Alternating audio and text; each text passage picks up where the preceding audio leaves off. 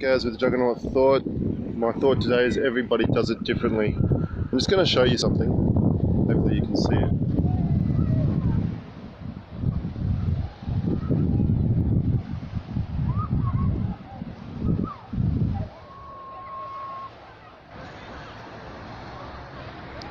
So what I showed you, and hopefully you could see it, was Sorrento Bay, and in Sorrento Bay there's about 100 different watercraft.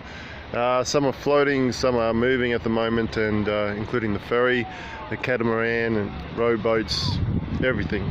And the thing is that all of these boats, they all float on the sea, or they all float on the ocean, but they all do it a slightly different way. Everything from the inflatables to the powered engines to the sailboats to the ferry, they all do it a slightly different way. They're all built slightly differently, they all do it a slightly different way, but they're all doing it. And it doesn't matter which way that you are built for, or what you are built for, or how you are built to float the seas. You still float the seas, and I think that's relevant to us as people. I don't know, like I just went for a bit of a jog and a walk, and running is my kryptonite. It's something that is constantly a challenge for me.